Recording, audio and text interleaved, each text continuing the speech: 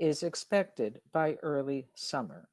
For WPFW News in Washington and WBAI in New York, I'm Sue Goodwin.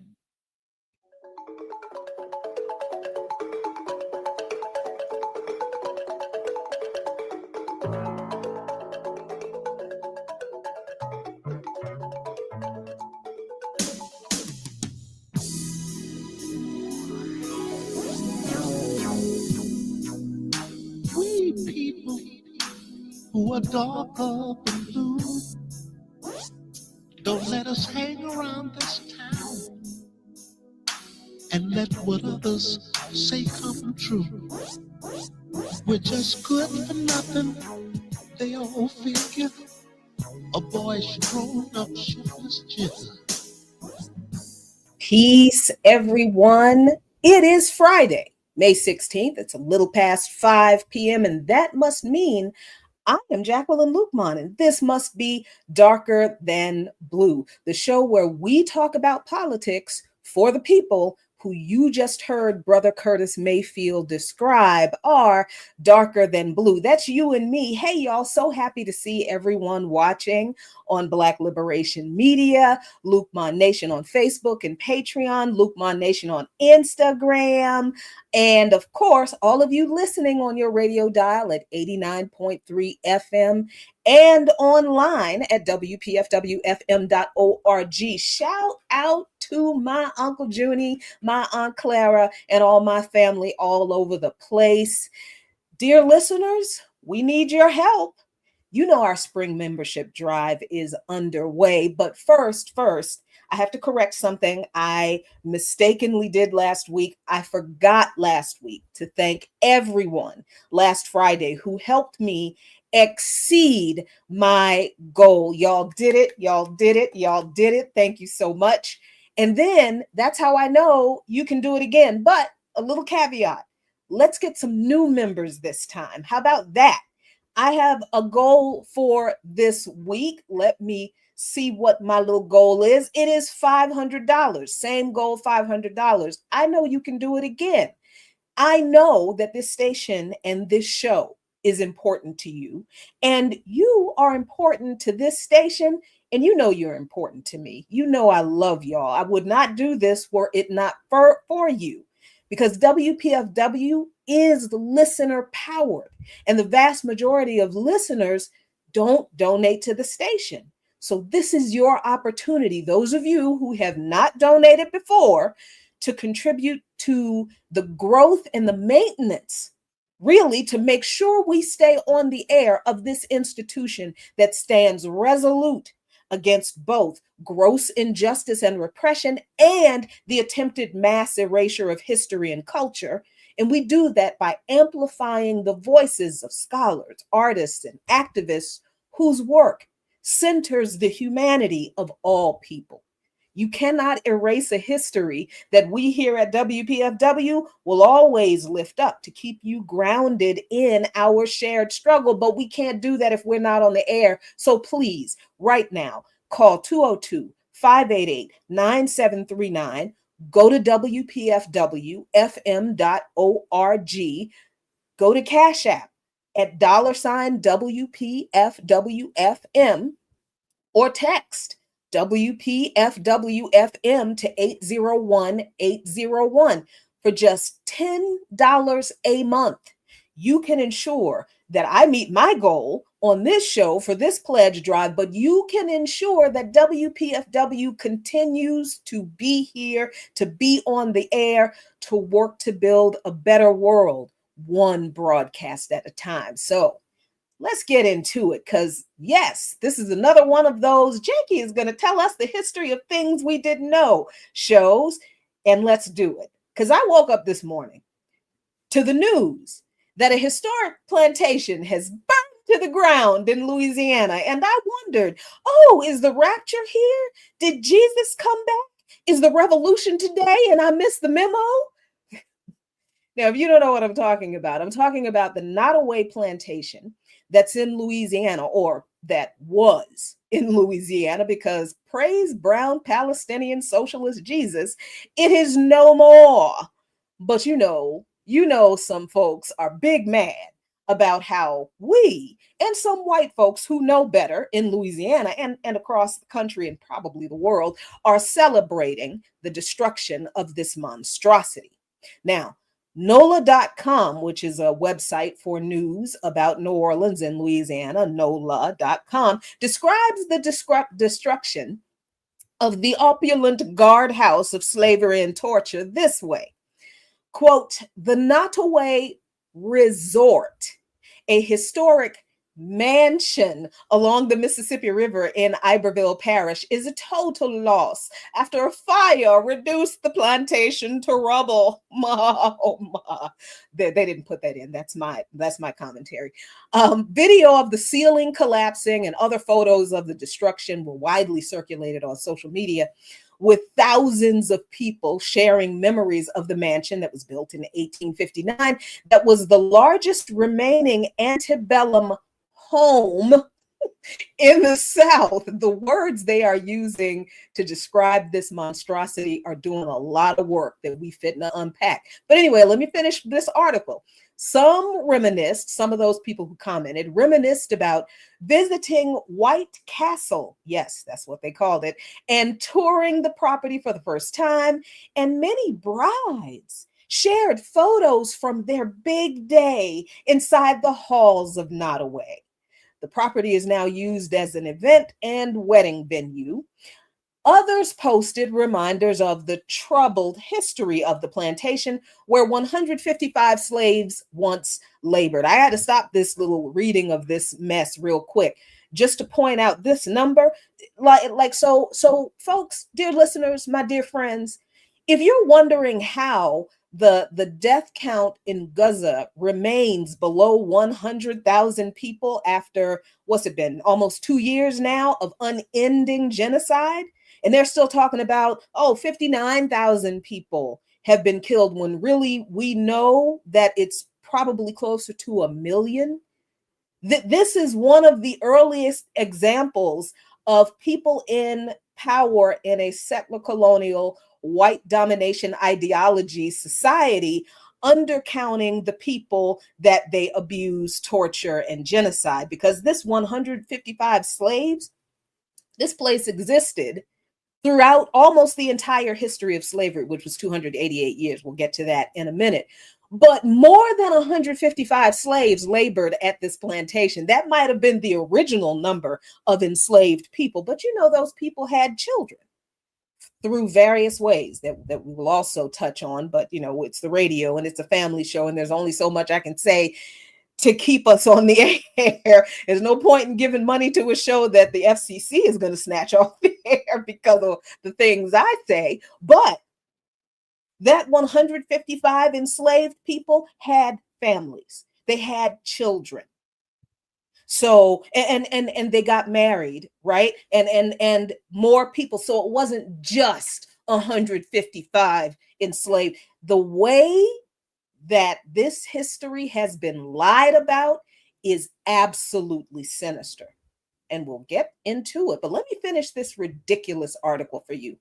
They say at NOLA.com, built in 1859, Nottoway was not only the largest remaining antebellum mansion in the South, but also a symbol of both the grandeur and the deep complexities. Yes, slavery was a deep complexity of our region's past. While its early history is undeniably tied to a time of great injustice, over the last several decades, it evolved into a place of reflection, education, and dialogue. And you know that's a lie. Since the 1980s, it has welcomed visitors from around the world who came to appreciate its architecture and confront the legacies of its era. I guess except when people were having weddings and anniversary and birthday parties and high school reunions in the joint.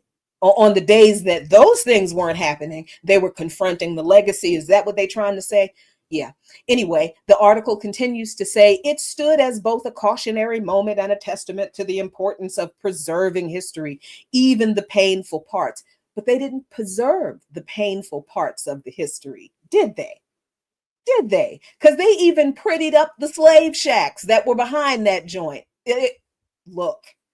So that figure, so that future generations can learn and grow from it. And the article concludes by saying, as we process this tragedy, let us recommit ourselves to protecting and honoring our shared history, not just in grand structures, but in the values we carry forward. These people, Lord have mercy, the way they just completely change the meaning of words. But then again, that's what the colonization of language is all about. This despicable downplaying of what this building and those like it really were and what they really represent is indicative of how education in this country has always been weaponized against us and antagonistic towards students at every level actually learning real history. It's indicative of the lack of even a desire for the truth that this whitewashing of what this plantation house is and was reflects, to the point that educators and politicians insist that any deviation from the lies that we are told about this history, every time we deviate from the narrative that's full of lies, we deserve to be punished. So be clear, y'all. The brutal repression of college students right now, and that started in the Biden administration when the genocide, this iteration of the genocide started, this brutal repression of college students for speaking out against genocide in Gaza, that's not a special or a unique moment in the history of this country, because education has always been a site of bitter struggle. And that goes back to the bitter struggle for real freedom that's also never been reconciled in this country, because the education about it has been weaponized against us for centuries. So first, I got to say here that one of my favorite slogans has to be used. Words have meaning.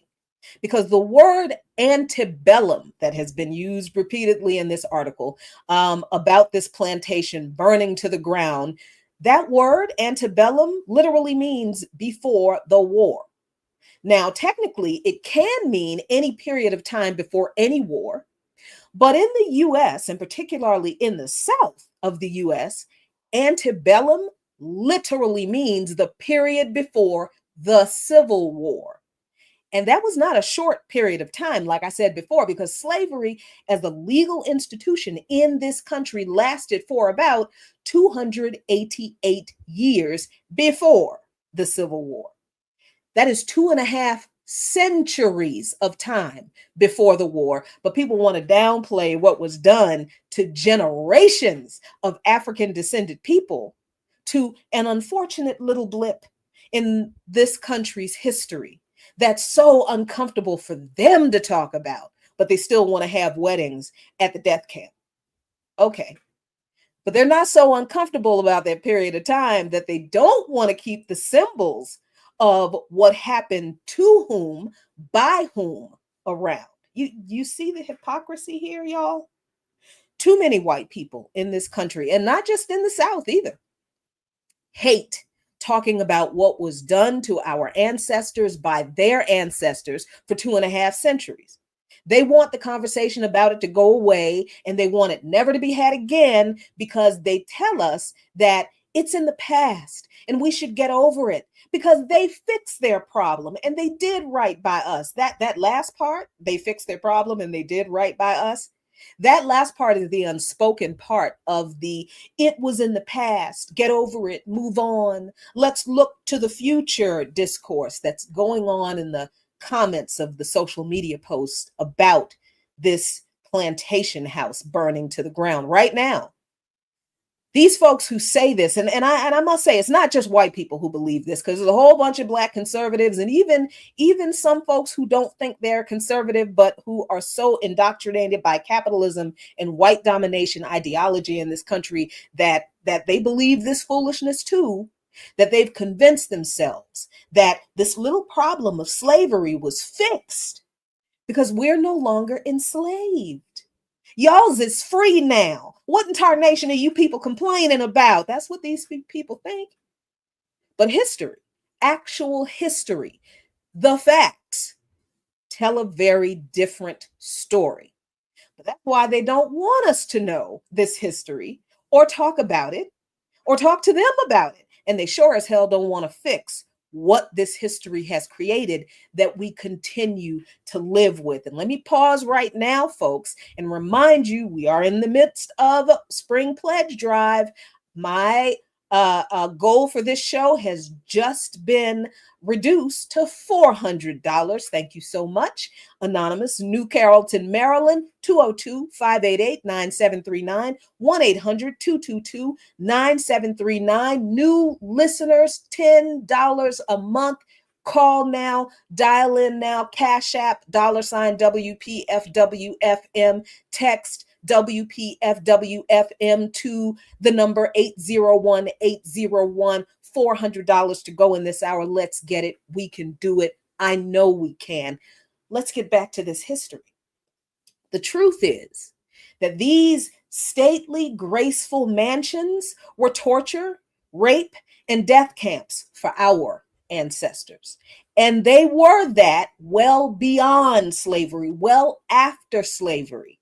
And now is a perfect time to share this history that turning these hellholes into wedding events and wedding and event venues has never erased. I don't care how hard they've tried, but the effort of the people who built them and their descendants who still honor them did try to do through their actions.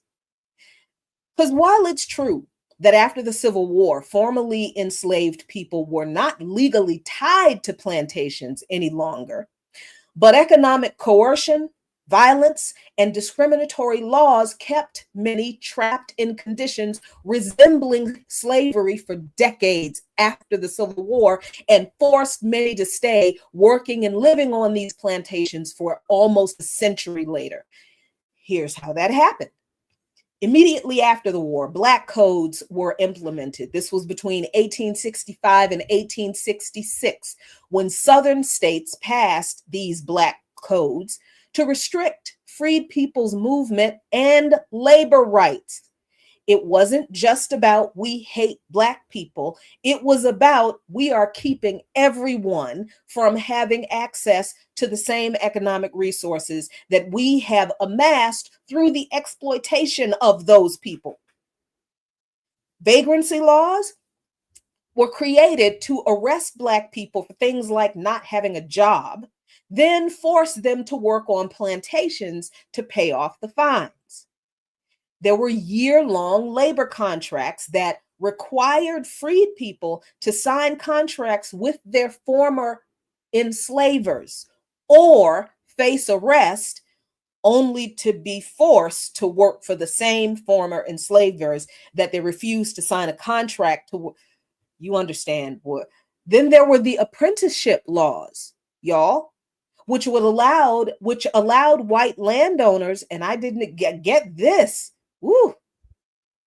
That allowed white landowners to claim Black children as unpaid apprentices. Now, what parent in general is going to willingly leave their child with the people who enslaved them? Nobody. So these children were not willingly given to the former slave, they were forced, which of course meant that the parents had to stay close to their children. They weren't going to let their children be alone. They were going to leave their children on these plantations with the people who enslaved them. Of course they stayed. And of course, that's how they stayed trapped on these plantations. As a result, many freed people were legally re-enslaved in all ways but name until federal troops intervened. But even after that, sharecropping and debt peonage, that lasted from the 1860s to the 1940s and still kept Black people tied to plantation systems and in crushing economic conditions and constantly facing white mob violence if they resisted in any way or even were perceived to resist or, just because Mr. Bobo was mad at his wife that day. Shout out Uncle Junie for the Mr. Bobo reference.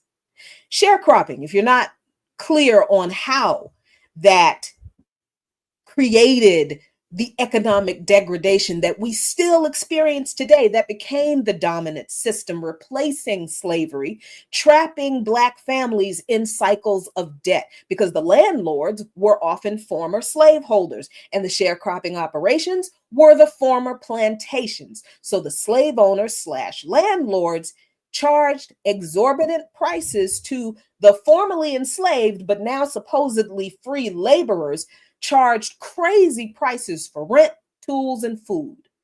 The workers ended up owing more than they earned, and that created perpetual debt peonage. Violence and fraud was used to keep Black families from leaving those conditions, and many Black sharecroppers remained tied to plantations well into the 1940s, and in some cases, even beyond later than that. Then there was convict leasing from 1865 to 1940, or the 1940s, where Southern states arrested Black people for minor offenses like loitering and vagrancy, like we talked about before, and leased them to plantations, mines, and railroads. There is not a lot that we engage with or rely on that was developed in this country that was not developed through slave labor, slave or forced prison labor, same thing. Anyway, these so-called crimes that Black people were arrested for after the Civil War, they didn't exist until after the Civil War. So they were literally created to perpetuate a different type of perpetual servitude for the formerly enslaved. And the conditions under this convict leasing were often exactly like or worse than slavery. And what was worse than slavery? Well, there was now no incentive to keep people alive. Yeah. So this convict leasing, quote unquote, officially ended by the 1940s, but there's a big old caveat to that. Prison labor exploitation continues today, and it continues off of the foundation of convict leasing, which is why the 13th Amendment's exclusion clause cannot be taken out of that context.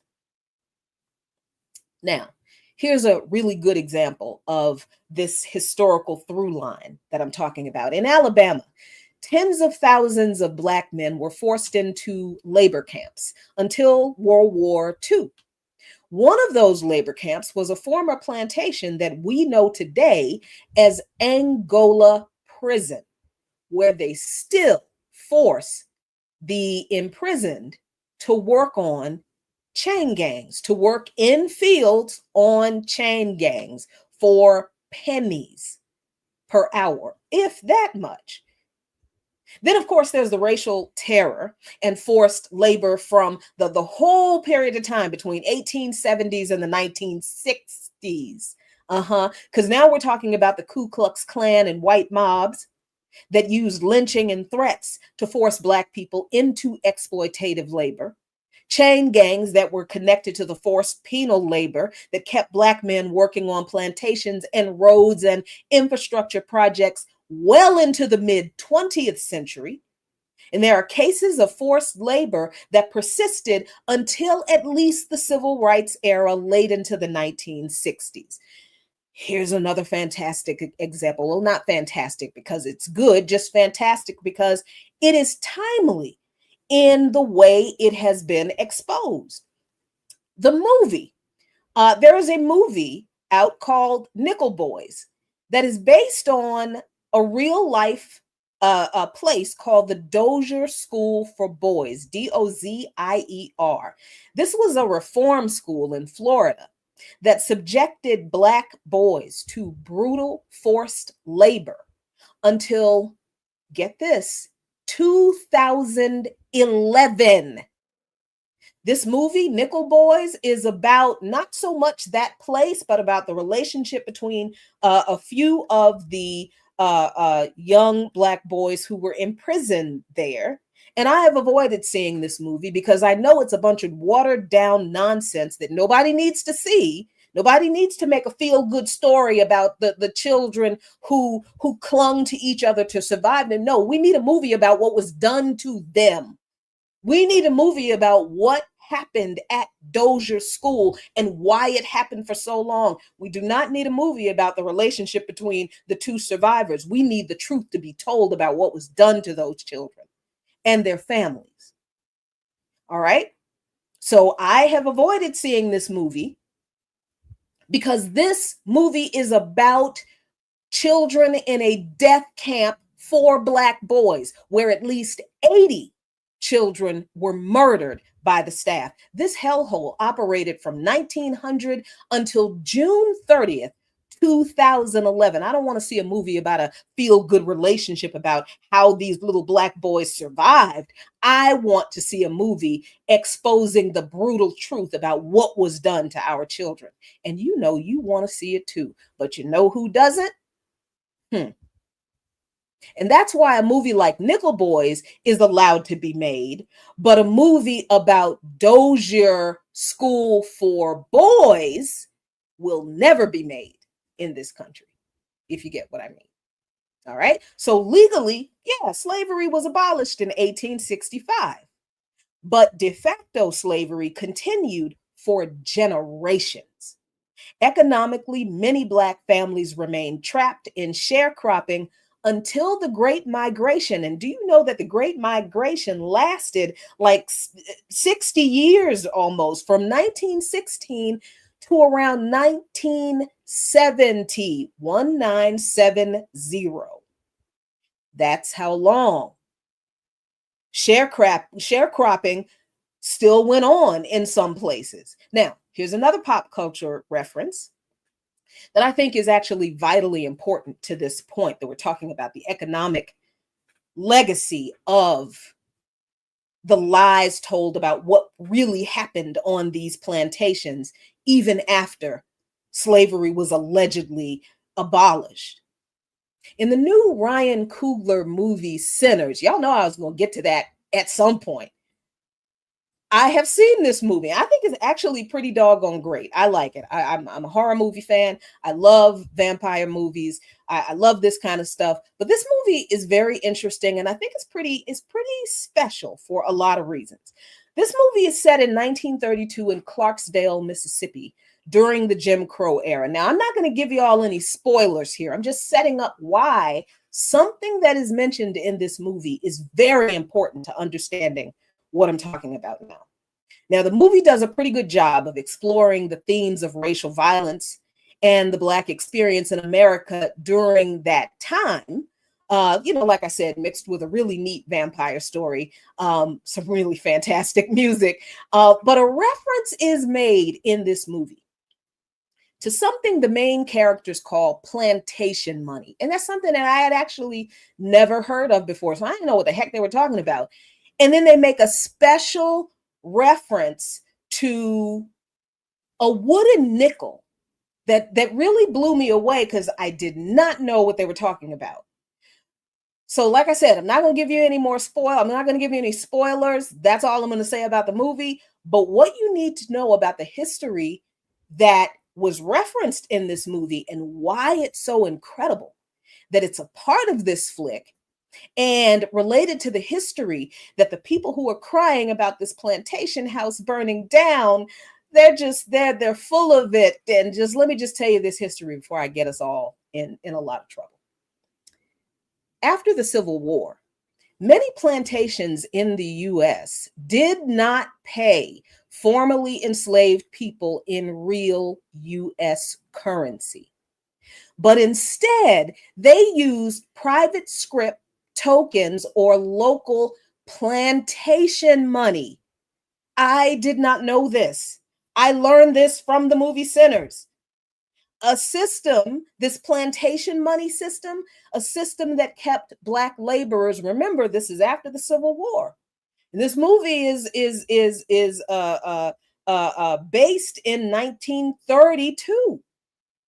But this plantation money business trapped Black laborers in debt and poverty well into the 20th century.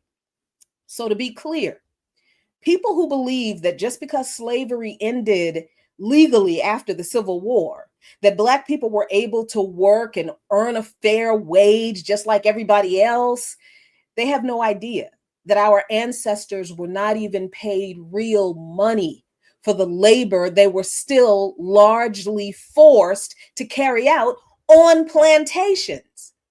The plantation and slave owner, now landlord, took the product of that Black labor that was supposed to be, we were supposed to be free now, and we were supposed to be equal now, right? And sold the product of that Black labor at market for real dollars that they, the former plantation and slave owner, now landlord, kept. And instead of paying the Black laborers out of that profit that was paid to them with real US money, they paid the Black laborers in monopoly money, basically, just stuff they created that only had value at the plantation store that they also owned. Think about that, y'all. Think about it. Generations of our ancestors were forced to continue to work basically for free on the plantations they and their ancestors were enslaved on, and were still largely unpaid for that labor, even while they were allegedly free. So please, don't talk to me about how Black people need to invest in crypto, or how we need to not buy Jordans, or how we need to stop buying lunch every day, or how Black women need to stop wasting our money on lashes or weaves or bonnets or whatever it is people want to blame Black people for doing that they think will help us build general wealth if we just stop doing these things. All those claims of poor Black people being financially irresponsible and needing financial literacy to fix our stupidity and immaturity with money, it is bigoted, racist, white domination ideology lies that completely ignores the fact that we were ripped off for our labor for decades after slavery was allegedly illegal. Now, why does this history of economic racism matter today? Well, it's how Black workers were kept economically enslaved through debt peonage. Workers were paid in scrip and tokens that were only redeemable at the plantation owner's store where prices were inflated. And since they could not use this scrip, this plantation money, anywhere other than on the plantation, they racked up debt. And they were legally bound to keep working on the plantation that was not paying them real money. Oh my gosh. And then, of course, this means there was no way for our people to build wealth because real US dollars were withheld from Black workers, preventing Black workers from saving money, buying land, or leaving the plantations. Many of our people died owing fictional debts, these made up debts over this made up money passed down to their children. So, dear listener, instead of our ancestors getting generational wealth, we got generational debt. We got generational debt. And you mean to tell me we're going to fix this by investing in some crypto with what money?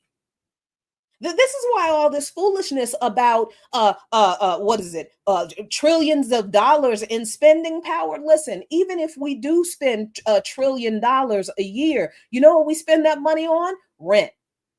We spend it on health insurance. We spend it on tuition. We spend it on electricity. We spend it on a car note if we can afford a car note. We spend it on car insurance. Do you understand me? Aside from the fact that that whole, what is it, $14 trillion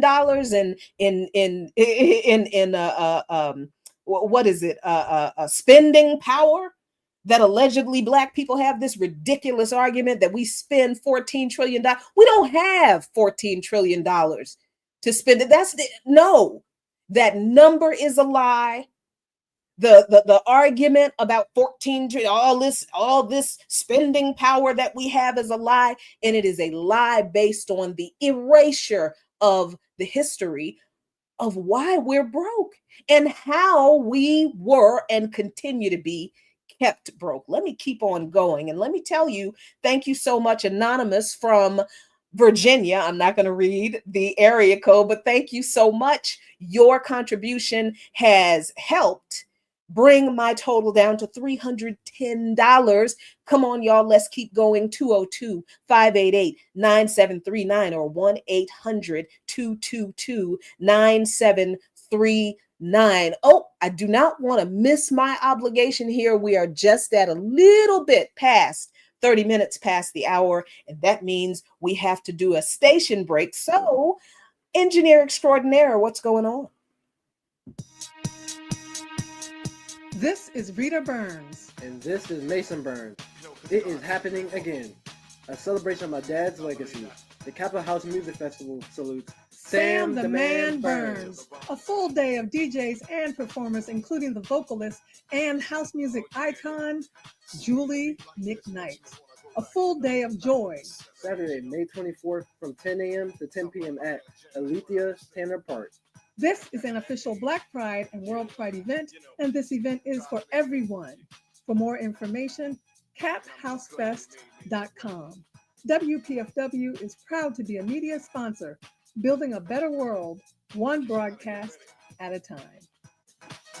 Don't let that bus flash your eye. I do love a good house music set. There is nothing, I don't think there are a lot of things that equate to hitting a good house music rhythm and getting that farmer on. That's really the only house music kind of dance I'm really good at doing. So thank you so much for that information, our engineer extraordinaire. But you know what? There's some other stuff going on that I hope you where did it go? Uh-oh.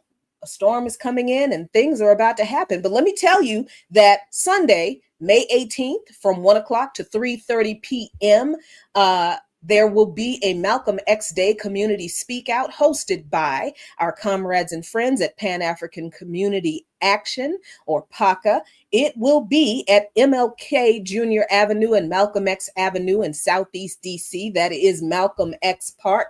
Again, May 18th, 2025, from 1 to 3:30 p.m., Malcolm X Day community speak out at Malcolm X Park at MLK Jr. Avenue, Malcolm X Avenue, Southeast DC in Washington, DC.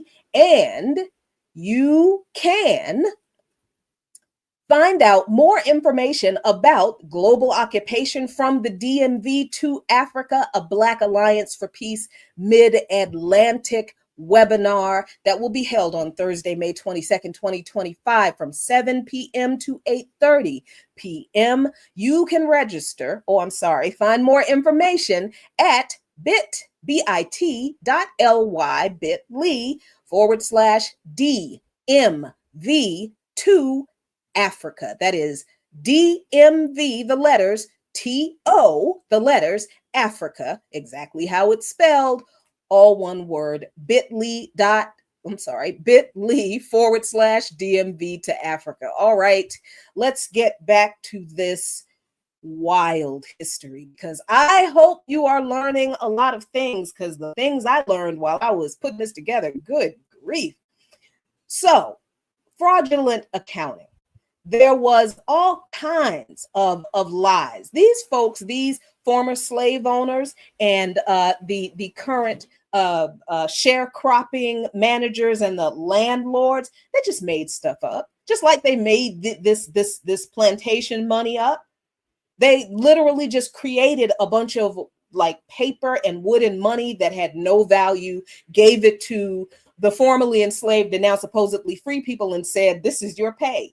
And the pay couldn't be used anywhere but on that plantation. So if our people wanted to buy anything in another store, what outside of the plantation, with what?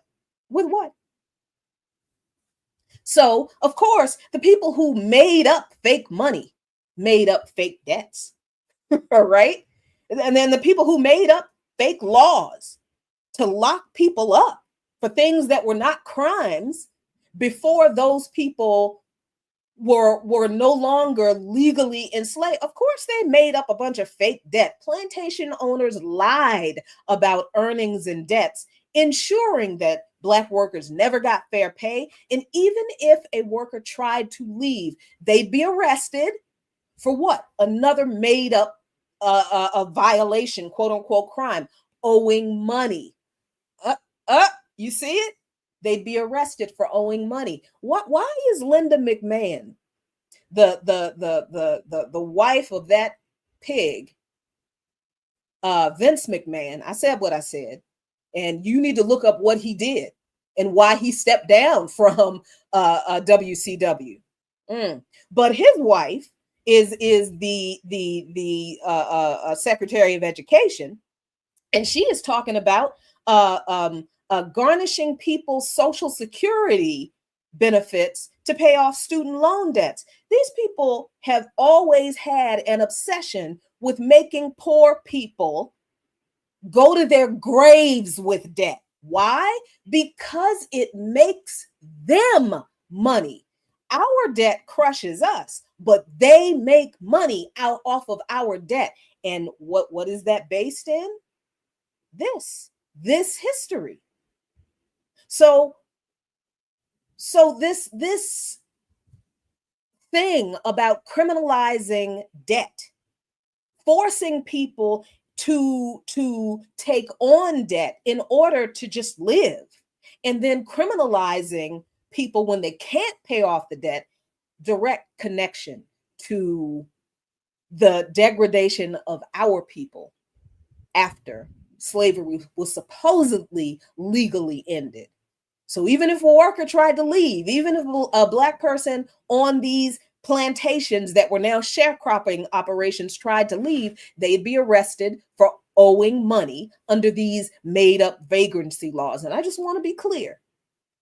I understand that poor white people were also caught up in this I keep mistakenly calling it sharecrapping, but it's not a mistake.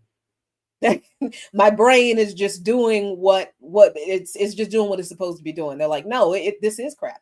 But so yes, poor white people got caught up in this too, but they were not subjected to the constant, consistent, same level of violence and degradation that Black workers were. Now, I'm not saying that they were treated better. I'm not saying that they were treated nicely. I'm not saying that they were friends. No, they were treated like crap too by the former slave owners and the sharecropping landlords. But there weren't as many of them who were lynched and locked up and leased out to plantations and railroads and mines like all of our people trapped in that situation were. Do you see what I mean? I just want to be clear that I understand that white people were also caught up in this sharecropping system. But even in such a horrible system of degradation, there was a difference in treatment. That there was literally a difference in the level of oppression between white sharecroppers and Black sharecroppers. And one of those differences was through the level of violence and legal enforcement that Black people and white people involved in sharecropping, I shouldn't say involved in, who were forced into sharecropping experienced. Because attempts to escape or demands for real pay from Black workers were met with lynchings, jail, forced convict labor. So when we say, dear listener, that capitalism is racialized and that our oppression is what capitalism in this country grew off of, and that this country got rich off the denial of our rights and our dignity and our human rights, this part of the history explains that. This history is why we say that. And this went on, like I said, for a long time after slavery. In the 1930s and the 1940s, the New Deal labor laws were passed that included legislation like the Fair Labor Standards Act that began cracking down on this plantation money system business. But the racism of white politicians at every level of government implemented the New Deal policies with their own racial biases that allowed them to exclude Black people from receiving the benefits and the protections of this legislation. And they didn't do it by saying, like, literally, Black people are excluded from this. What they did, they got a little slick. They decided that New Deal legislation would not apply to workers who were domestic workers and agricultural workers. So just like this period of time after the legal abolition of slavery was basically characterized as slavery by another name, the racist exclusion of Black people from the benefits of the New Deal legislation is white domination ideology through legislation by another name. It was really Black folks can't get this by not using the words. Black people can't get this. Okay. So laws with racial biases that excluded Black people from their benefits and protections were absolutely the way that the New Deal legislation was implemented. This is why Black people who were mostly agricultural and domestic workers did not receive Social Security benefits when the New Deal was passed. Do you see? That's why that little caveat exists in the Social Security provision of the New Deal legislation. That's why agricultural and domestic workers were excluded from receiving Social Security. You know what I'm saying. But then there were also, from the 1950s to the 1960s, civil rights activism and mechanization in this country reduced, but did not fully eliminate the practices of the sharecropping plantation system, because racist white politicians of both parties, opposed to the equality of Black people, attacked the legislation and weakened it as much as they could from the minute the legislation was not just drafted, talked about. And they're still working to get rid of the New Deal and the policies related to it, Civil Rights Act. They're still working to get rid of all that. That's what this whole Trump administration, oh my gosh, it's no coincidence that the consent decrees to desegregate public schools in Louisiana, same place that this plantation house burned down, has been recently revoked. Yes, Louisiana officials claim that they've integrated their schools, so they don't need any a consent decree from the federal government telling them that they need to do it. But you and I know doggone well that most of those public schools in Louisiana are not integrated because most of the neighborhoods, most of the communities are not integrated. Come on. So slavery never truly ended in this country. It evolved. While legal chattel slavery did end in 1865, economic slavery through sharecropping, convict leasing, and prison labor, and this whole plantation money system kept Black people tied to forced labor for at least 80 to 100 years after the end of the Civil War. And in some ways, that continues today. And because so many folks never want to deal with this history, now it's not just us being treated like slaves, is it? Thank you so much. I have to thank Jason. Thank you so much. In Durham, North Carolina. Now, my goal for this hour, for the, 12 minutes I have left? $120. Come on, y'all. $120 left. We can do this. New member. Thank you so much for renewing everyone who has contributed, but I need some new members right now. Some of you are listening overseas. I see you in the chat on Black Liberation Media. Thank you so much for folks in Germany and what is this, New South Wales and other places, new members, even folks internationally. We need you. I need your support. $10 a month. You can do it. 202-588-9739, 1-800-222-9739, WPFWFM.org on the web. Make your donation there. Make your donation through Cash App at $WPFWFM. Text your donation to 801-801 with the letters WPFWFM. Now is the time to support Darker Than Blue, to make sure that this information, this history stays accessible to you so that you can bring others in to hear it, and that you keep WPFW on the air. Now, the fact that there is even a fight over the meaning of that wretched building and every other Confederate monument related to it is because the South played a central role in distorting education about slavery. And this is where the weaponization of history, of education comes in, particularly after the Civil War, through something called the lost cause mythology. It's white domination ideology propaganda, and through the systemic control of textbooks used in schools across the country. Here's how that happened. The romanticizing of slavery after the Confederacy lost, Southern elites constructed this lost cause narrative, which claimed that slavery was a benevolent institution that civilized Black people, that the Civil War was, about states' rights and not slavery, and that enslaved people were loyal and happy, while Reconstruction was a period of Northern aggression.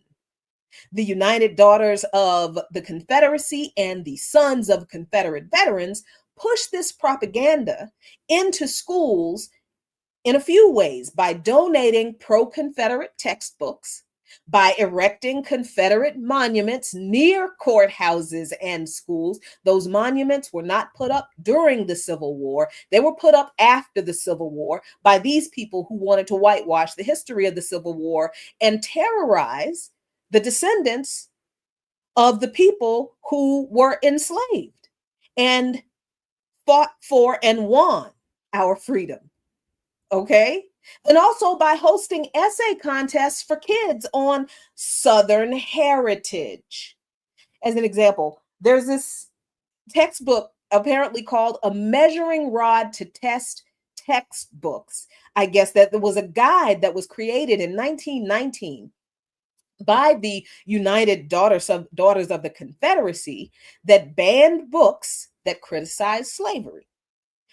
They controlled Southern textbooks and curriculum. Southern states censored and rewrote history books well into the 20th century, where they reflected that slavery was downplayed as a side issue of the Civil War. Slave rebellions that were led by Nat Turner and Denmark VC and John Brown were erased or painted as violent uprisings. And you know how they called John Brown crazy, right? The whole reason for making John Brown insane is to invalidate his righteous cause against slavery.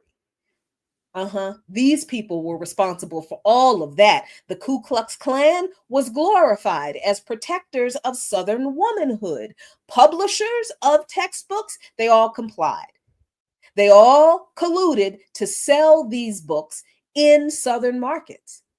So the History of the Old South was a 1950 textbook that was taught in Mississippi schools that claimed, quote, most slaveholders treated their slaves kindly. Many slaves did not want freedom. This is literally the kind of stuff that when I went to school for middle school in my little tiny town of Jarrett, Virginia, 90 miles south of Richmond, this is the kind of stuff that was in our textbooks about slavery.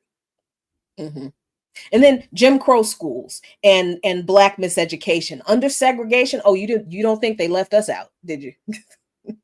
They didn't. They covered all the bases. Under segregation, Black schools where they did exist were underfunded and forced to use white approved textbooks.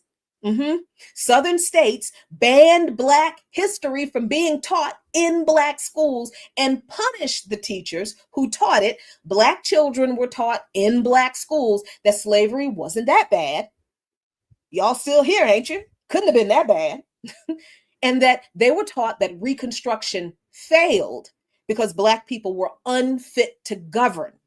Not that Reconstruction was violently destroyed, that white people murdered Black and white Reconstruction elected officials and destroyed Reconstruction governments and the progressive Reconstruction constitutions and the policies they enacted that even provided for uplifting poor white farmers. And they did all this to get us to accept racial hierarchy, where they did that by convincing us that vocational training is more important to people like us than political education. And this is why pushing for trade schools with no focus on providing a real, complete, and honest historical education that impacts everything else is a problem. So I've just given you a little tiny bit of the history behind the weaponization of education that did not start with the punishment of these college students who have been protesting genocide. No, the weaponization of education and the denial of facts has been a long-standing aspect of this country and the telling of this country's history by the people who created it. And they're telling the people who were the victims, the targets in this history, that we're the ones who are dwelling on the past and we need to stop and we need to move forward, while they lie about what their ancestors did to our ancestors, that they know full well our ancestors' descendants, us, we are still having to deal with. That's why they don't want you to know these things. That's what all this stuff about anti-CRT, anti-woke, divisive ideology, it's not about anything other than continuing this history of convincing everyone that this government and this system didn't do anything that they haven't corrected. So whatever problems you have now, it's your fault. And you can't hold a government that fixed things or a society that fixed this accountable for what they fixed. What they're lying about is that they ever fixed any of it. They didn't. I'm out of time. $70 to go. Thank you so much, Michael Thomas. $70 to go. Even though I'm out of time, you can still call. You can still give a donation. You can still support. 202-588-9739, 1-800-222-9739. Luta continua, the struggle continues. But if we stick with this history and if we stick with this struggle, Victoria Acerta, victory is certain. Peace. Stay tuned, y'all. Got a little bit extra for you on YouTube.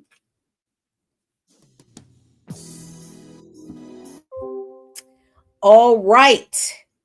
Let me finish this up because I worked too hard getting all of this information together to just let it go. You get a little bit extra today, a little bit of dark room, a little bit of cussing, and hopefully a little story that I find interesting that I hope you will enjoy. So this whole thing about these bigots, I don't like using the term white supremacy anymore because, I don't like giving any legitimacy to the idea that these people are supreme over anybody or anything else. They're lower than cockroaches with the way they have done our people and are doing the history of our people and simultaneously telling us we better shut up about it. No. I don't give a damn what these people have to say anymore. And I would really like for us to stop trying to appeal to their morality. Stop asking these people, how can you not understand? They don't care. Stop trying to figure out through logic something that is illogical. The way they have done this is it's not logical. It is absolutely not logical. You're dealing, and I almost hate to say this because I don't want to make it seem like they can't help themselves, right? People who have mental disorders, they cannot help themselves and they need medication. I don't want to give that to these people. And when I say these people, I'm not talking about all white people. I am talking about the people who have set this system up, who perpetuated this history that I'm telling you, and who still to this day refuse to deal with the truth that they continue to cover over and get pissed at us about it because they still lying. So these folks, the daughters of the what they call the United Daughters of the Confederacy. Oh, good. Stop raining because it's hot in this joint. Because I refuse to turn the air conditioning on. I start spending that AC money in June. It is not June yet. So these folks, and again, and another aside, this whole thing, this is kind of one of the reasons why I really can't stand it when liberals talk about it's time for white women to lead. White women did this shit. White women did a lot of this. The United Daughters of the Confederacy. Okay? And the sons of Confederate veterans. So stop it. Miss me with that. We need to be led by women. No, they've done enough. So as they control the curriculum through the control of the textbooks, not just in schools in the South, because in Texas actually controls the textbooks for most of the schools in the entire country. I'll get to that in a minute. But not only did they focus on controlling the curriculum in the public schools in the South, they also controlled the curriculum in Black schools where they were allowed to exist. And Carter G. Woodson's The Miseducation of the Negro, that was published in 1933, exposed how these schools trained Black students to serve white supremacy. You're going to have to read the book because I don't have time to go into all the ways, but remember what I said about vocational training. We gotta be clear on the context that exists in the historical context of teaching Black people trades instead of, right? Yeah. So be clear that white people didn't just start to do this attacking education with their attacks on what they claim critical race theory is and woke ideology and divisive content. They're continuing to lie about what it is they're attacking to justify them lying about the history. Okay? And this is conservative and liberal white people who have always watered down or completely denied this history and the depth and lasting impact of its brutality. And very few white people have ever opposed it being done, which makes most white people complicit in that way. I'm not saying there were no white people who ever opposed. There were, but it was a handful compared to how many white people who just went along with it. So the argument about, well, my people didn't own slaves. Did you fight against it? No. Did your people fight against slavery? Were your people a part of the Underground Railroad? Did your people provide some oil or some gas for some enslaved people to burn a plantation down? Were your people involved in any kind of resistance to slavery? Oh, they won't. They just kept their heads down and went on about that. Then they were complicit. Because if our people understood that they would die for resisting and they resisted anyway, ain't no excuse for you. You being afraid is not an excuse for doing nothing. We've been afraid and we fought anyway. We fought scared. We resisted scared. We ground up that glass. in that kitchen and sprinkled it on that food, looking over our shoulder, scared to death that we were going to get caught. And we did it anyway. I can't remember the enslaved person. I can't remember his name, but he tried to start a fire in the plantation where he was enslaved by putting hot coals under the pillow of the son of the plantation owner. Sadly, it didn't work, and I'm sure he was scared, but he tried. So I don't want to hear anymore.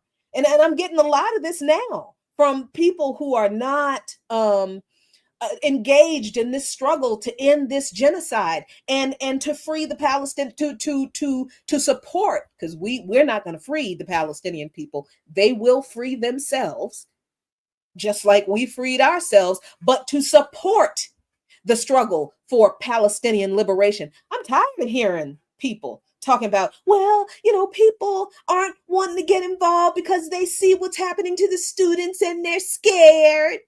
I don't give a damn. Do you think those of us who have been in these streets facing off with these pigs, you think we ain't scared? We have gone to these college campuses, and I'm talking about we in the Black Alliance for Peace have gone to these college campuses and talked to these college students last year under the Biden administration. And these kids told they had never done anything like this before. A lot of these kids had never set up an encampment before. They knew they had to do something.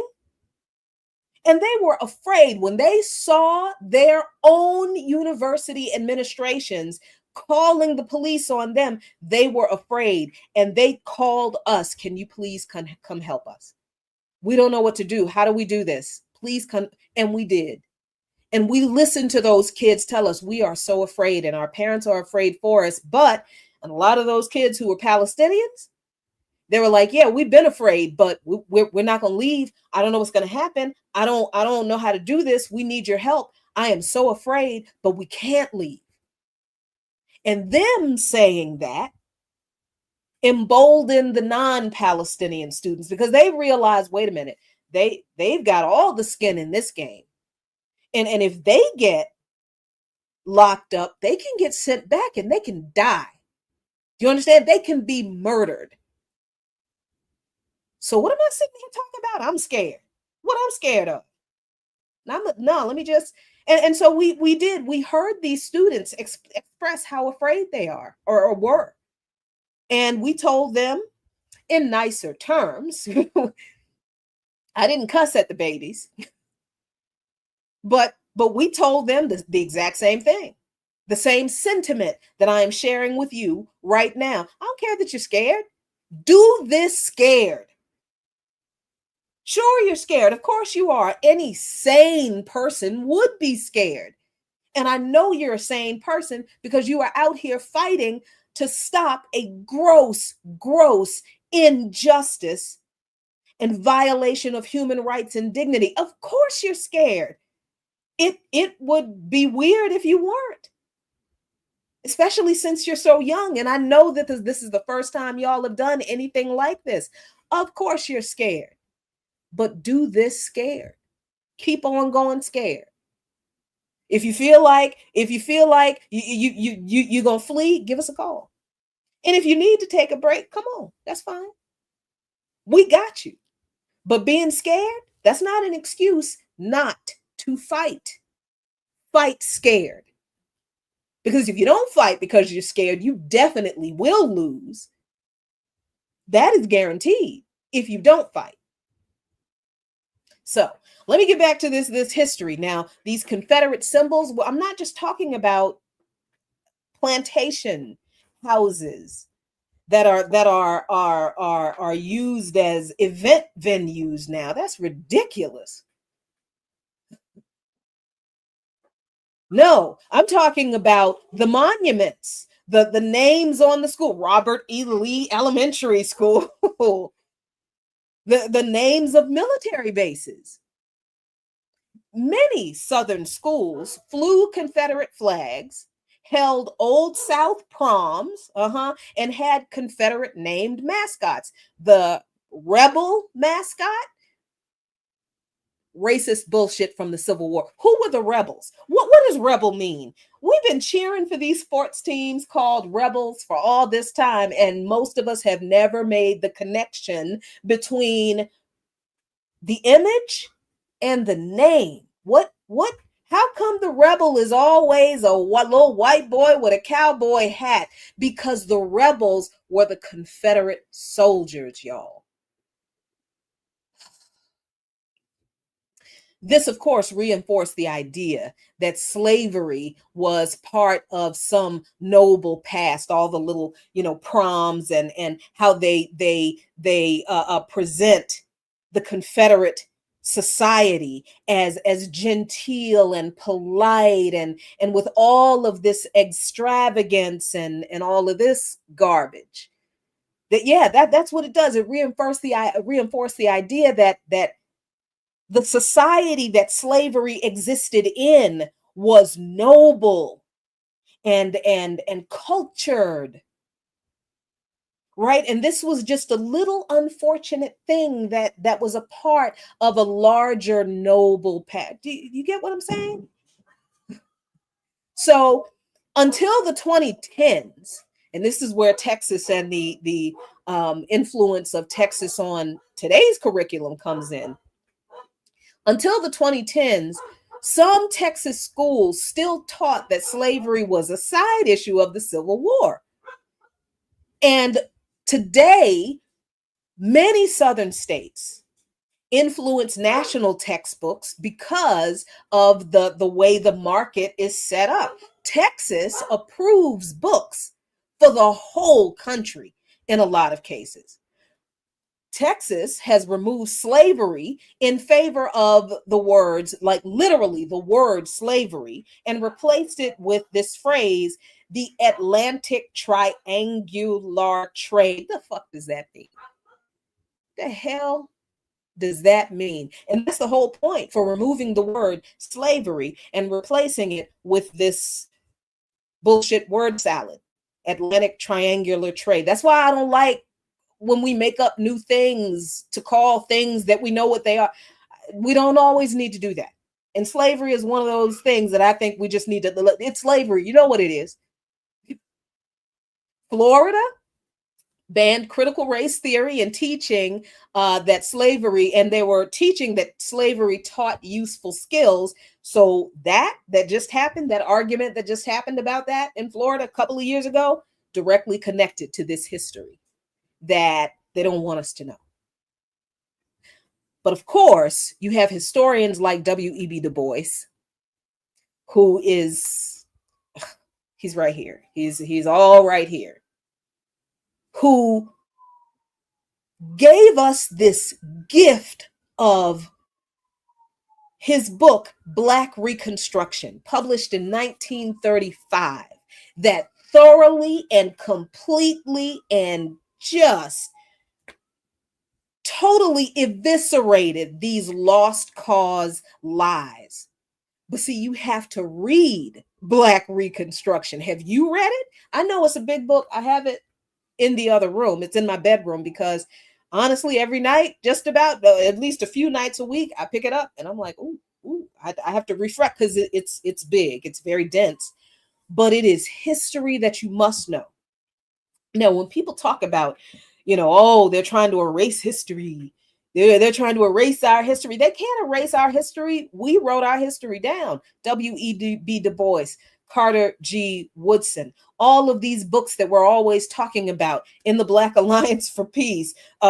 We're telling you about the history that our people have documented. You're not reading it.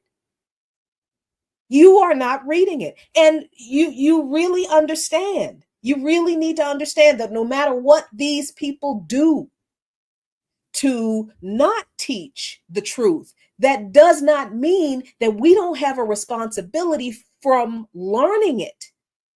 We do. We don't need to learn it from them. This is the thing. I'm not saying we shouldn't fight what they're doing to public school education. Of course we should.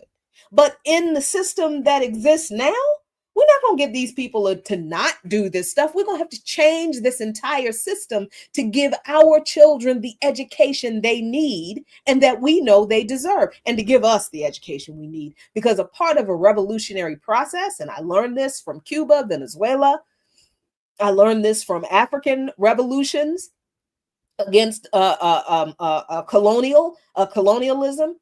When you win your revolution, you have to recapture and re-educate your population on the historical memory of the people, not of the empire.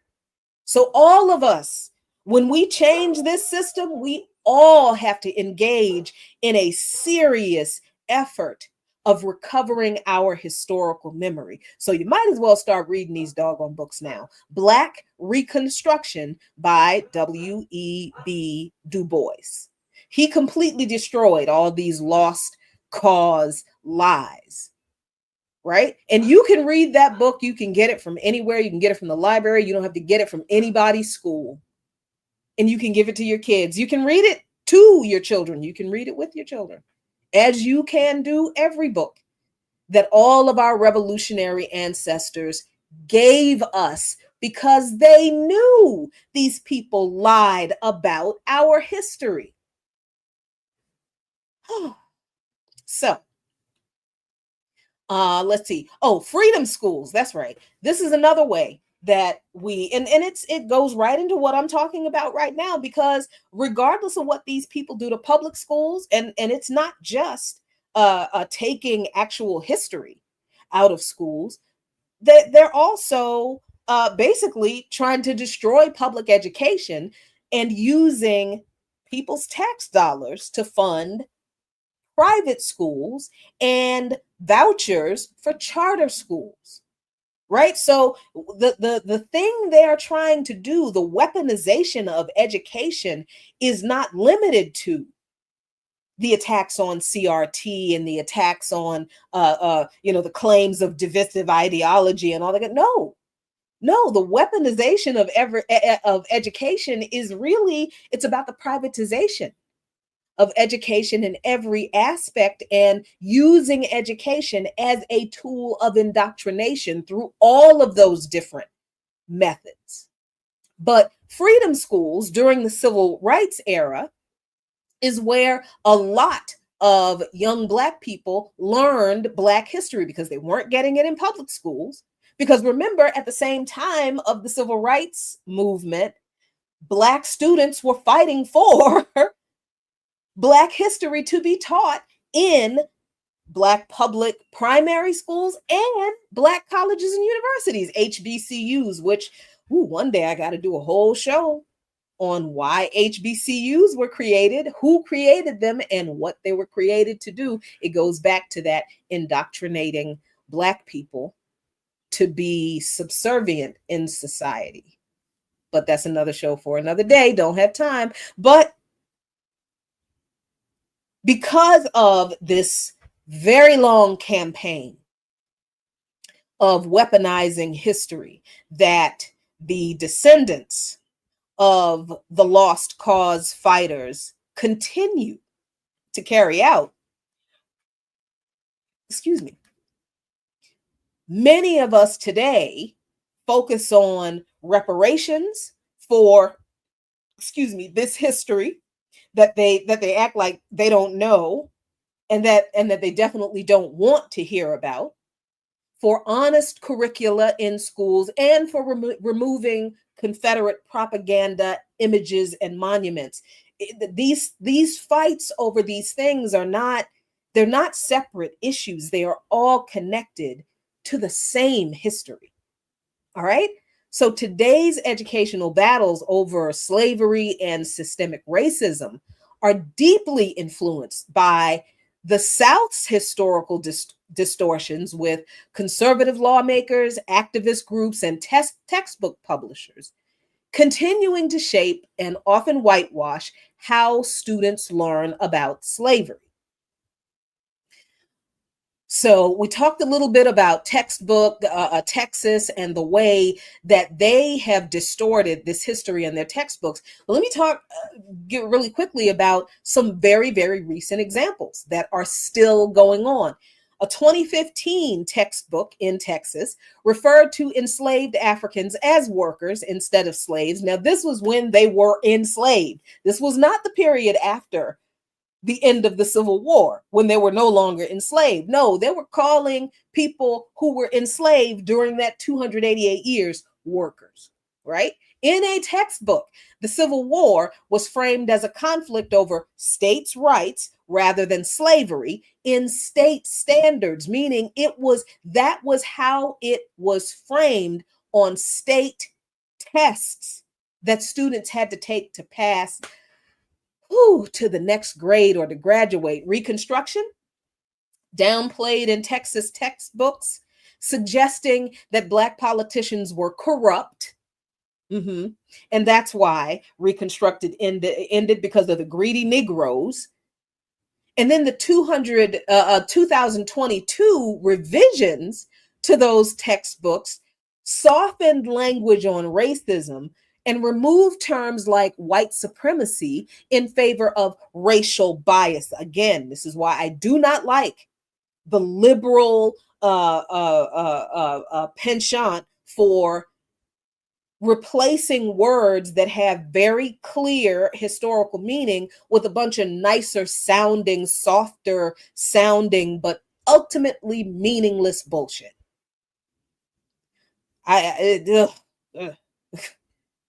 But then it's not just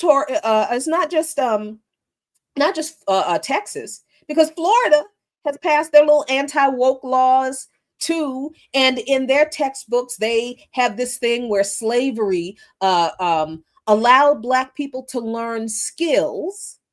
And then of course there's Florida's Stop Woke Act that was passed in 2022 that bans teaching that could make white students, feel guilt about racism, effectively censoring discussions on slavery's lasting impact. See, it's more than one way that they continue to indoctrinate all of us about this history. 2023, the new American history standards, the new African American history standards include the line, this is I think this is a textbook, includes the line, slaves develop skills, which in some cases could be applied for their personal benefit. Remember that? This sparked a lot of national outrage, calling it indoctrination to soften slavery's brutality, because it is. And Florida schools were found removing books about slavery and civil rights, including the children's book, Ruby Bridges Goes to School. You know, Ruby Bridges is still alive, right? She's like 70. Yeah. They literally removed a book about a woman who was still alive, who made history fighting their ancestors' racism to keep her from going to school. I cannot make this nuttiness up. But again, hatred is not logical. Capitalism is not logical. Imperialism is not logical. Oh, but then there's also Virginia with its divisive concepts ban and its Confederate propaganda. In 2022, Governor Glenn Youngkin banned divisive concepts, including the idea that racism is systemic. Some Virginia schools still use textbooks that describe the KKK as a social club, that frame Nat Turner's rebellion as violent without the context of slavery's horrors, and that still call John Brown a lunatic because he went as far as he did to try to end slavery. This is why, when even Black people like, yeah, I am going to name him now. This is why when Dr. Cornel West says stuff like condemning Nat Turner's rebellion, like he did on the Remix Morning Show last year, in the context of him being asked, or of him asking us, if I'm remembering correctly, if we condemn Hamas. if anybody asks me that question, after I say a cuss word at them, then I'm going to ask them if they condemn Israel for being white domination ideology mass murderers. And if they don't, then they can kiss my big black brown anyway. So Dr. West asked us if we condemn Hamas, and he was asked, well, wait a minute. Given the context of the struggle that the Palestinian people are engaged in against Israel, I got to ask you, would you condemn Nat Turner for his rebellion? And Cornel West said that he would. He does condemn Nat Turner for killing the poor innocent slaveholders' children, the slave owners' children. Right? And as angry and as nonsensical, as angry as that nonsensical response made me and pretty much all of us on that show, I have to remember that even from a so-called Ivy League elite educator with a whole doctorate degree, a couple of them, I think, he is subject to the same weaponization of education through white domination ideology and political power that the rest of us are. The thing that is different between him and us is he has all of the access to the actual facts right at his little highly educated elite academic elite academia fingertips. Y'all got to get your information from me. He's the professor. He is the college professor. How is it that he, oh my gosh. So when we see Black people who we think know better repeat the same stupid lies that white people created, we, as angry as we are about it, we got to understand they have, I don't like that phrase, they have bought into, you know, the one about Kool-Aid, they have bought into the white domination ideology, the white supremacist, capitalist, imperialist lies about acceptable resistance. And those kinds of lies about what resistance is acceptable and what resistance is not come from the same people who lie about how bad what they did to us was and how long they did it. Then there's Tennessee and their ban on CRT, the 2021 law that bans teaching that the U.S. is a fundamentally racist country in Tennessee. In Tennessee, a teacher was fired for teaching about white privilege using a Ta-Nehisi Coates's essay, the one from, what was that, 2010, The Case for Slavery, I think, that was published in the Atlantic magazine. And I think that's kind of where Ta-Nehisi Coates got his, became a household name almost. And this banning of books does not end at banning books and education about slavery, because the graphic novel Maus, M-A-U-S, that I actually read in middle school, I think it was either middle school or my first year of high school when I started to get into graphic novels. Maus is a graphic novel about the Holocaust, and it is devastating, but it was banned in Tennessee. And these are the same people, these white Christian nationalists are the same people talking about we must stand beside Israel. Israel has a right to defend itself because of some biblical prophecy that they're also lying about. But they also banned the graphic novel that gives voice to what was done to Jews in the Nazi Holocaust, that, by the way, the Palestinians had not a damn thing to do with at all. So the fact that Palestinians are being punished for not just laying down and giving up their land to appease people who who were subjected to genocide by a whole different group of people. I don't understand why they didn't go to Poland and demand land from Poland. But anyway, that's another show. And all of this banning all of this information, banning these facts, they say, well, it makes white people look bad. No, what you actually did makes you look bad. No, it's yeah, and you trying to lie and say that it wasn't that bad actually makes you even look worse. But again, now notice when all of the bills were passed, these latest bills, these recent ones between 2020, 2022, 2020. Where was the opposition? What?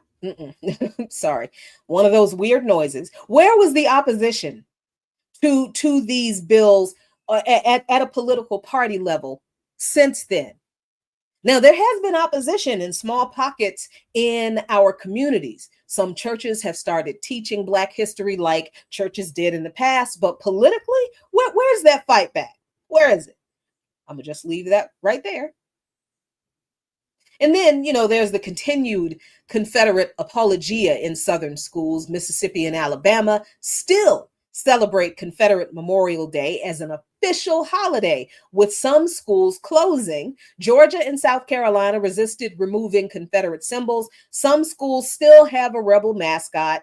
And today, John Kane just talked about his involvement in the fight to remove rebel mascots from public schools in New York State earlier on his show today that I helped him pitch on Resistance Radio, which you can hear every Friday at 2:00. You really should listen to John Kane talk about the history of indigenous struggle that is so connected to the history of African struggle in this country. Woo! He and I are going to do a couple of shows together soon. I just have to plan them. I don't know where that time is going to come from, but that's what I want to do. But every Friday at 2:00, you need to listen to John Kane. So this is how interconnected our history of struggle in this country is. John and I did not coordinate on our shows, but he talked about a portion of this history, of the lying of this history, that is directly connected to this, what I'm talking about right now. He actually brought up the movie Flowers of the Killing Moon, that exposes this history of how the indigenous people were slaughtered because of their oil wealth in Tulsa, Oklahoma, at the same time that Greenwood was destroyed by the same damn people. Come on now. We have got to stop talking about our history in this country as if they're not connected. Our histories are absolutely connected. That's why in BAP, building this multi-ethnic united front is incredibly important. This is why we are working on building coalition with Palestinians, with Syrians, with Eritreans, with Ethiopians, with folks in the AES, with Mexicans, with anybody who has struggled against and continues to struggle against imperialism, colonialism, neocolonialism, militarism. We need that coalition because all of our struggles are connected, because we're being kicked in the ass by the same damn people who are all working together to kick us all in the ass. And here we are talking about it ain't got nothing to do with them. Jeez. So, just in case, hold on for a second. Hey! You notice how I yell at him and he answers. Like he knows he's acting a whole fool right now for no reason. So, just in case you thought this influence over education stops at how we've all been and continue to be indoctrinated by white domination ideology, adherents about slavery and racism, I need you to be clear, folks, that the same people and liberals have also been perpetuating the indoctrination of pro-imperialist, pro-militarism, xenophobic, and racist ideology outside of the context of slavery through the same means. This serves to mold the population into supporting the US's forever wars, the undemocratic interventions, the coups, the invasions, the assassinations of democratically elected and people supported leaders in other countries that are not uncoincidentally, this is not a coincidence, I mean, that these other countries are also full of our relatives who share a similar history in those countries. The imperialist ideology of domination profoundly shapes education by molding young minds to accept and perpetuate the dominance of imperialist power economically, culturally, and politically.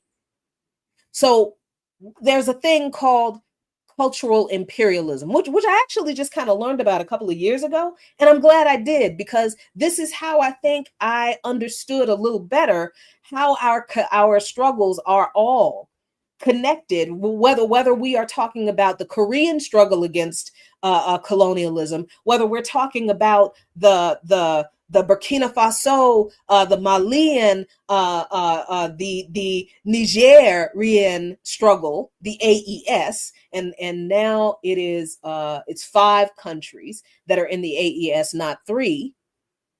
And all of the African nations, and the anti-colonial struggles in the Caribbean, and the anti-colonial struggle. You understand? All of these struggles are connected for the exact same reason, even if the struggle might look a little different, because the same people and the same ideology are behind the reasons people are struggle. The same entities are behind what people are struggling against. So this is where cultural imperialism helped me understand that a lot, because cultural imperialism erases indigenous knowledge in the same way that our understanding of slavery in this country and what it means and how long it lasted and what was done to us even after it was supposedly abolished really looked like, and how it's connected to what we're going through today.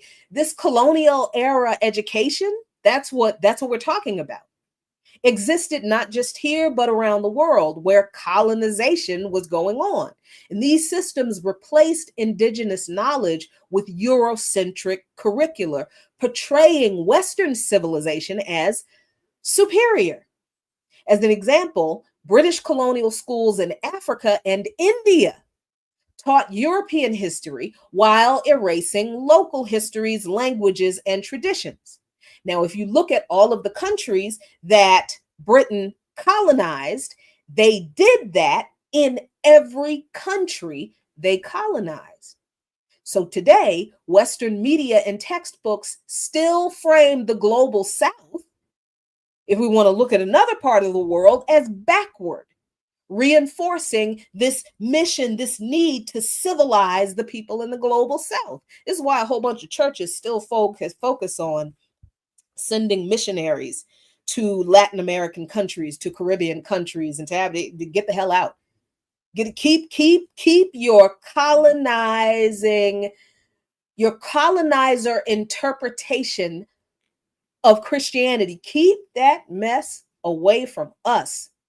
And I say this as a Jesus lover, but I understand that Jesus was a brown Palestinian socialist. So my Jesus is not the same as their Jesus. We don't want their Jesus. We don't need their Jesus, and they need to stay out of our countries with their Jesus. Then there is the economic dependence in this, where and this is where the HBCUs and the focus on what's this called, trade schools and vocational training comes from, because that creates this kind of economic dependence through training a compliant workforce. Imperialist nations shape education in the countries that they dominate in the global South in particular to serve their economic interests. But the same things were done through colonization, through the first era of colonization, right?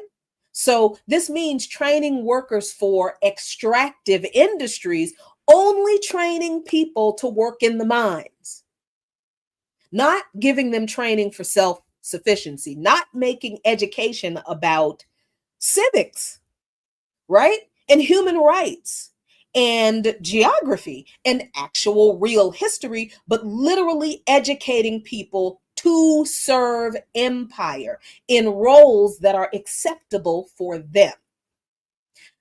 For an example, and this is the example that everybody, I think, well, most people are probably aware of. Post-colonial African schools were designed to produce clerks and low-level administrators for colonial bureaucracies, not to produce leaders of independent economies.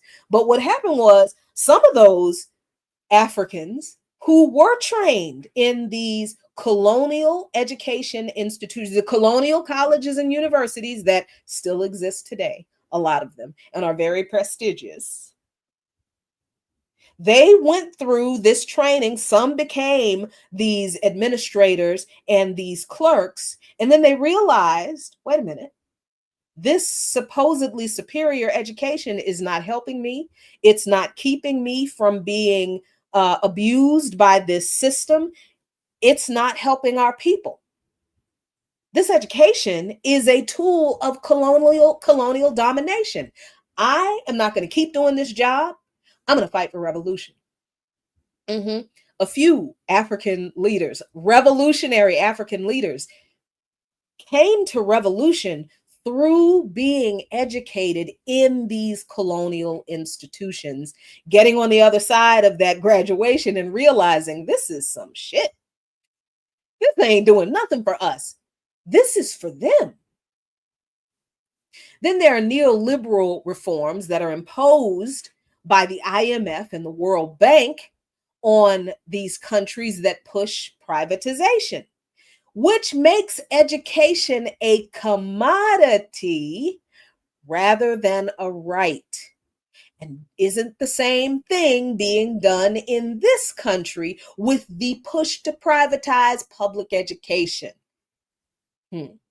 Language as a tool of domination. How about that? Former colonies often teach in the colonizer's language, English, French, Spanish, marginalizing native tongues and reinforcing cultural dependency.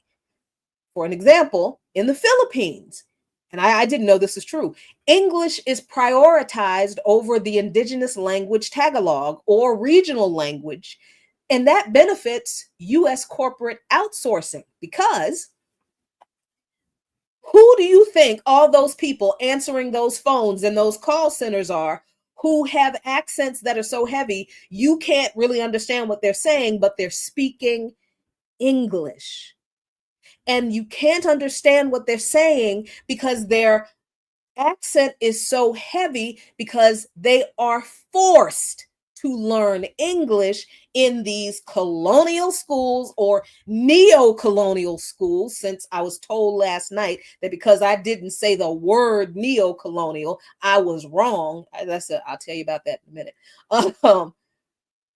So these people who are manning these call centers in these kinds of countries, not just in the Philippines, but in other countries that have been colonized by the British, the German, all of these former colonizers who are the new colonizers. That's literally what neo-colonialism means. New colonialism. Oh my God. People just pick fights with me over the dumbest stuff. But anyway, the reason you can't understand what those people are saying is because they are fighting to do that job in a language that is not native to them, and they wouldn't be able to get that job if they could not speak a language that is not native to them. And that job is not a high-paying job. It's a crap job with crap wages and crap benefits, so they are exploited through the same colonial, neo-colonial, imperialist weaponization of education that we are. But what do? We talk about how I can't stand every time I got a call center. I don't understand what these people, all these foreign people. Militarization and nationalist indoctrination. This is my favorite part of how the weaponization of education feeds imperialism and the acceptance of imperialism among the people, because imperialist powers, especially in this bitch, promote militarized education to justify wars and expansion. Yes, they do. That's why junior ROTC is making a comeback. Schools glorify military service through junior ROTC and patriotic history lessons. This is why what's his face, Trump, is planning a big old military parade for his birthday. This whole celebration of the domination of the US. Now, this is different from the military parades that are carried out in places like Russia, China, North Korea, or Iran. You know why? Or in other countries where they happen. You know why? Because those countries' militaries were engaged in a struggle for the liberation of their people and their country from colonial and imperialist domination. So those militaries exist in a different context from what this military exists in. There has been no liberatory revolution in this country that the military was involved in. The revolution in this country was not a people's revolution. It was a landowner's revolution. To be quite honest, it was a slave owner's revolution. So the military in this country has always been used to crush dissent of the people who are opposing that domination, that oppression. But militaries in a lot of these other countries, when we see just this past week, Russia's military parade commemorating their victory day over the Nazi army in the imperialist Second World War, it was the Soviet Red Army that defeated the Nazis, not the US. So the Soviet Union, or the former Soviet Union, now Russia, has military parades to commemorate their defeat of fascism, saving the world from Nazi fascism, literally, Russia and China. So they have a reason. They got a right to flex those military muscles because they literally saved the world from Hitler. But in this country, we trick students, working class and poor, Black and brown students, into being pushed into mandatory junior ROTC classes that they cannot drop in order to get these poor kids to enlist in the military. And while they have them in these classes, they're lying about what the US military has done to people around the world. They lie about World War II. They lie about Russia. They lie about China. They lie about Iran. They lie about Pakistan. They lie about everything. And they claim that the United States military exists to protect us in the world from those people. And these students are never told that it was those countries, it was the Soviet Union and China that saved the world from the US's friends. Because remember, the Nazis were inspired by the way the United States treated the indigenous and the African. I know it seems like a controversial thing to say, but you got to read Mein Kampf to understand. I'm not making it up. Hitler said it. He said it himself. And several other Nazis said that they got their inspiration from the US. Hitler's private train was named America. The students in junior ROTC, in middle school, high school, and college, they're not taught any of that. But they're taught that, hey, if you join the military, you can get your tuition. You can go to college for free. You get free health care. You get free housing. And you can see the world on Uncle Sam's dime. So our kids join this military believing the lies of this military protecting the world, and they don't understand why they end up in places where people hate them. And then they wonder, how could they have ended up bombing the shit out of people who didn't do anything to them? And then they come back home and realize that all those things about the government will take care of you were also lies. And they end up with trauma, PTSD, mental health issues that they do not get treatment for because the government doesn't take care of its soldiers and veterans. Yeah. In Israel, schools teach Zionist narratives that justify occupation of Palestine. And that ideology is starting to seep into our public schools. It's already in our churches. Controlling higher education and intellectual production through this imperialist weaponization of education, because Western universities dominate global rankings, attracting so-called elites from the global South, who then take this education that is just indoctrination into supporting the empire, and they turn around and serve imperialist interests with that education. And very often they do the bidding of the empire in demonizing and oppressing their own people who challenge the empire that those people know are oppressing them. Example: African and Latin American intellectuals often study in Europe and North America, absorbing neoliberal ideologies before going back to their home countries to be in the government. Research funding favors topics that are useful to corporations like agribusiness over peasant farming.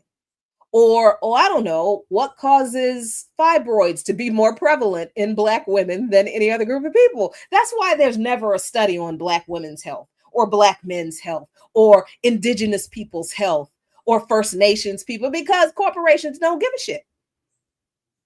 They don't care. Then there's the soft power and the media shaping the aspirations of the youth. Hollywood, Western pop culture, social media, all spread capitalist, consumerist values around the world. Filipino youth grow up dreaming of migrating to the US or working for more multinationals rather than building local economies. And that's not just limited to the Philippines, that's just one example. So if you've been wondering, folks, how in the world so-called educated people at these colleges and universities would punish students for publicly opposing genocide, you have to understand that even your liberal heroes are subject to the indoctrination of imperialist domination and the subjugation of people for imperialist profit that they hope they get a cut of, that is facilitated through the weaponization of education.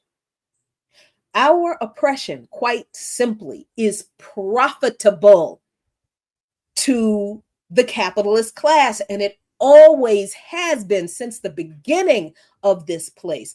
Punishing people who insist on telling the truth, that slavery was a profit-making project that used racism as a justification for their obscene wealth that they amassed off of the degradation of human beings.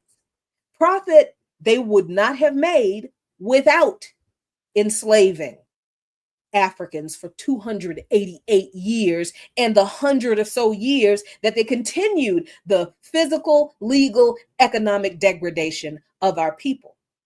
And that's wealth that they passed down to their progeny and built up their communities on, wealth that they use to build, grow, and entrench political power on, that they then use to lie about the very history that provided that wealth for them in the first place. And they use that political power to punish us when we call them on their bullshit.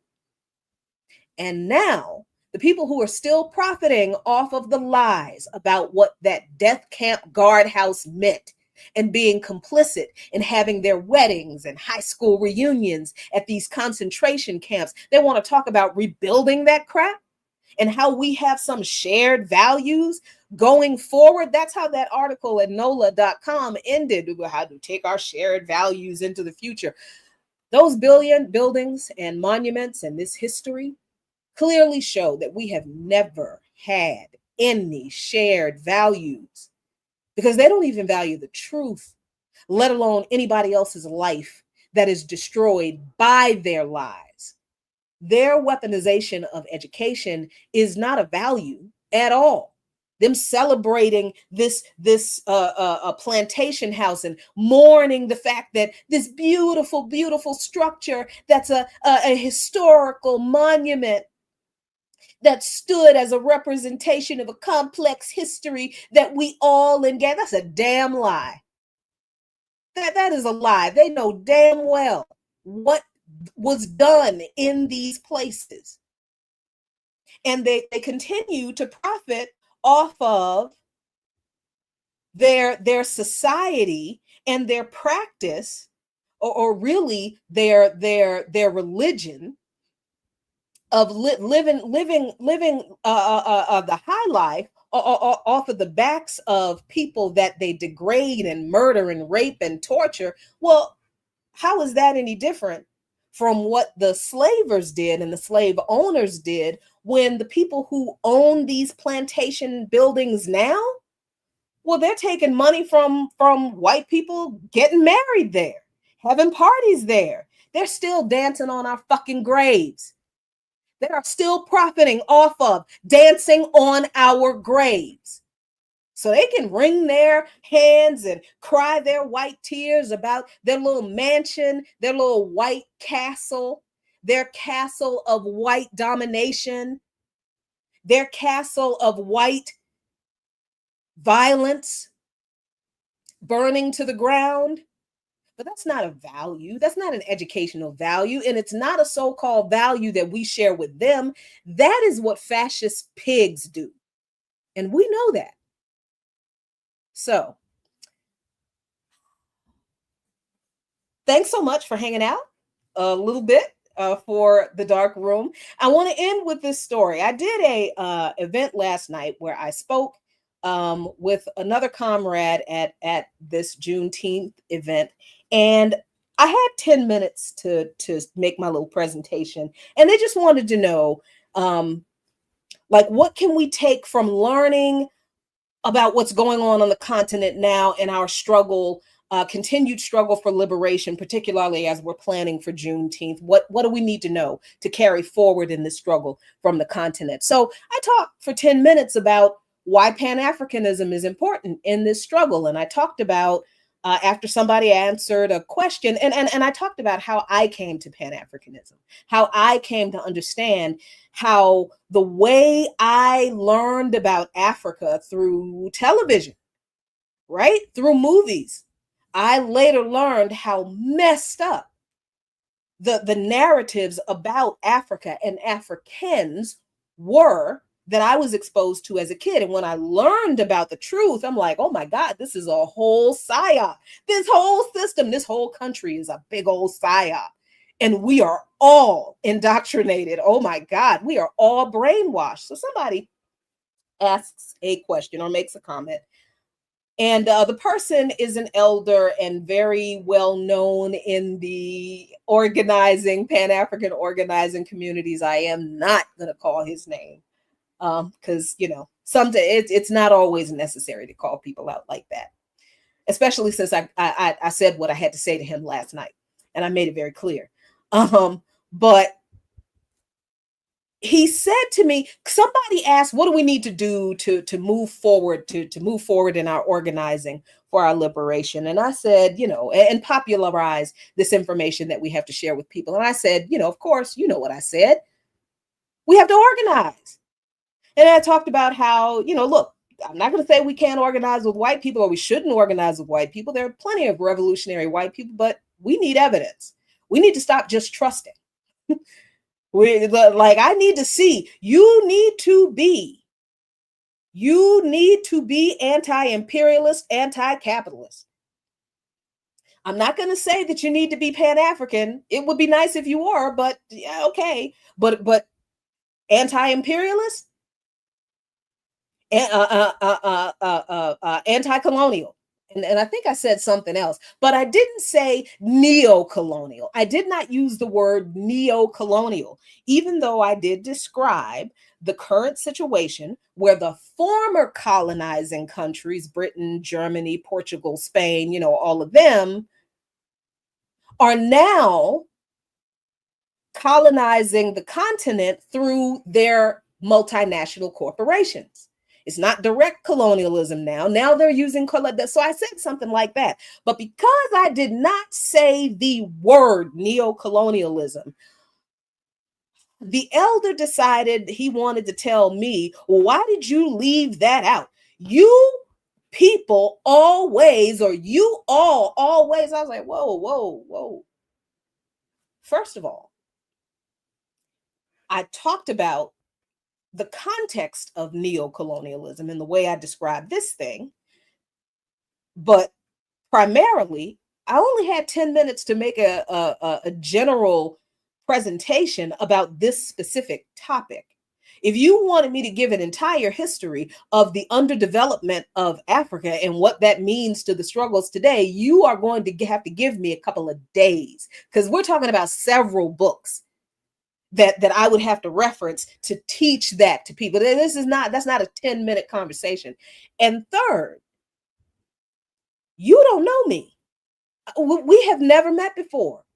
I've heard of you. I don't know what you know about me, but you don't know me, Baba. I did give him that much respect, but I absolutely told him, you don't know me well enough to stand in my face and tell me what I always do.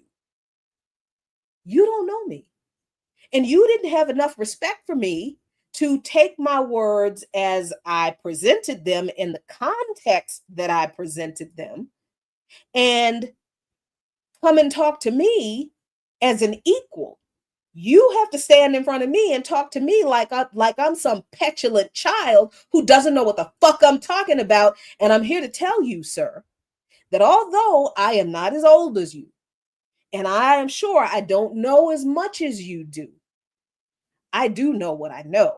And I know what I said. And just because I did not say your favorite word in the context that you wanted me to say it, it does not mean that there was a problem with anything that I actually said. Now, if you want your word to be said next time, you make the presentation.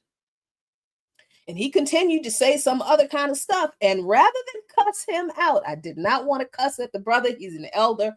I wasn't going to do it much more. But I had to look at him. I had my purse on my arm and I dug in my purse while he is talking, dug in my purse, pulled out my car keys and said, you know what? I'm not going to do this. Goodbye. And turned around and walked my black ass on out. That there is a struggle that we must engage in, even among our own people, because I can't even say in an organization, because he won't in nobody's organization talking about you always. What he means is young people who are organized. I'm just like, but we need to engage in this struggle where we have got to sit some of our elders down and tell them, you cannot talk to these young organizers like they're a bunch of stupid children. Yes, you've seen a lot, but you got to give these folks the respect they deserve for even wanting to continue this fight, because we see that a lot of our people are not. And the very small group of people who are engaged in this struggle, we are the ones who are tasked with educating the masses who are not. And we've got to deal with the challenges from them, the masses who are resistant to this information that we have for them because they don't want to read, because they like their favorite celebrities. They're chasing the bag like Beyonce is telling them to do. And they don't even understand that Beyonce, that is the message that she is giving them. Because how else are you going to be cosplaying the Black Panther Party at the Super Bowl a few years ago, but now you Cowboy Carter with a white cowboy hat, a long blonde wig, sitting on a white horse carrying an American flag? We have to explain to our people what that imagery means and why it is designed to make us think a certain way. And our people are resistant to hearing that they are being indoctrinated. It's true. Your worldview, your identity that is wrapped up in your worldview and what you understand your world to be and what you understand your place in that world to be, when that bubble is bust, oh my God, that messes you up. Yeah, that messes you up. So we have to be patient with our people when we're walking them through this cognitive dissonance that they endure when we tell them Beyonce is a psyop. You know what I mean? Jay-Z is a psyop. Diddy sure enough is a psyop. Jesus Christ. But then so we've got to deal with that. And we're doing political. You see how BAP moves. And it's not just BAP, but I talk about BAP because that is my frame of reference. I talk about the All African People's Revolutionary Party because them the people I know, they my family, you know? I talk about other organizations, CMB, Community Movement Builders, because I know them. Do you understand? We are constantly doing political education in our communities, among our people. So we've got to always deal with this resistance from our people. And sometimes it's hostility. It is. Sometimes it is. And we have got to always remember that while we tell our people the truth, and we tell them no lies, and we claim no easy victories, we have to be careful that we don't push our people away by matching what they give to us. That's hard. That is hard when you got people constantly telling you how stupid you are for believing what you do and doing what you do and sharing the information that you share, right? That's that. But then, and that's our people. But then you have the so-called white leftists who claim they sort of agree with us, but then they actually don't want to talk about the actual issues of systemic and racial capitalism. So then they only ride with us up to a point. Then they start calling us names because we do talk about the issues that they want to talk about. And then they go off and make friends with the right and tell us that, see, this is why nobody wants to work with y'all, because all y'all ever talk about is racism. And then they find out that the right is fascist. And then they wonder why we don't give a shit about what their poor little experience with the people that we told them are fascists. And then we have to deal with the fascists, right? Then we have to deal with the fascists attacking us. So that's on three fronts. I'm describing the three-pronged fight that a lot of organizers who are active are on. And that's not even everything. That's just the stuff that comes to mind right off the top of my head. So this man standing in my face, having another problem with me over me literally not saying one word as being a prerequisite for who we organize with. We are fighting too much on too many fronts to have to turn around and go home and to be treated like shit by our own elders. Stop doing that. Have some patience and some grace, the same patience and grace that you either got that helped you get to the point where you are, or that you didn't get that you wished you were given. And then on the other end of that, I gotta end this by having having a word to the young folks. I know we are stuck in our ways. It's not like I'm not close to elder age. I'm 57 years old. I understand we're stuck in our ways and we trip up over things that you all are realizing. We have a hard time doing and saying and thinking about things that we have done, said, and thought about in one particular way for 50 years. We have a hard time immediately pivoting and thinking about it in a different way. Not to say that the different way is not bad. It's just y'all got to give us some time. Y'all got to give us some time. Our brains are old. There's a lot of stuff in there. It's probably not real well organized. We ain't getting a whole lot of sleep. We stressed out. Most of us are very sick. And I do mean that, like, physically, most of us are very sick. And a lot of us are still working. So and a lot of us are traumatized from all of the hell we went through in the struggle that we went. Y'all young folks got to give us a little bit of a break. For now, some people use that, some elders use that as an excuse to never change. And this brother he's the type of brother I mean. Like, he's been around younger organizers. I know he has, because I know the younger organizers that he's been around. He's been around younger organizers all the time. He knows. He was just picking a fight because he can. And he feels like he's in a position where he has a right to do that. But no, you don't have a right to crap on me and my work just because you think you've been around long enough to do it, when I know that you ain't doing much else. Then But on the other end, young folks, every time somebody disagrees with you, and I say this as a woman, young sisters, my young sisters, every time somebody in organization disagrees with you, let me say it differently. Every time a man in organization disagrees with you, it doesn't mean he is patriarchal. Because if you had an assignment and you did not carry the assignment out, and the person you are accountable to is a male person, and the male person tells you, you were assigned to do this, you committed to do this, you did not do this, why did you do this? You cannot sit there, sis, and talk about, well, this is patriarchal, you can't question me. Who are you to question me? This is why I don't like organizing with men. Man, y'all grow up. Young folks, criticism is necessary to maturity and growth. Constructive criticism, principled criticism. Now, what that elder said to me, that wasn't principled and that wasn't constructive, because that wasn't based in anything that was true that I actually said or that I actually misquoted. He was just picking a fight.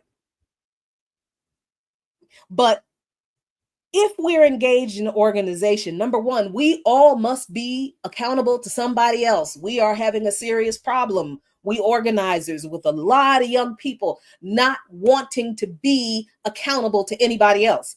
In organization? No, organization is where you learn, it's where you learn discipline. It's where you learn organizational discipline. It is where you learn that constructive criticism actually helps you grow and be a badass organizer, because it's that constructive criticism from some of those elders who will sit you down and go over things that you needed to do better, step by step, point by point, and help you get there, that actually helps you do a better job. I know this because I've benefited from some of that recently too. That doesn't ever end. It never should end. We should always be willing to accept principled, constructive criticism from our colleagues, comrades, and elders when it is constructive and principled.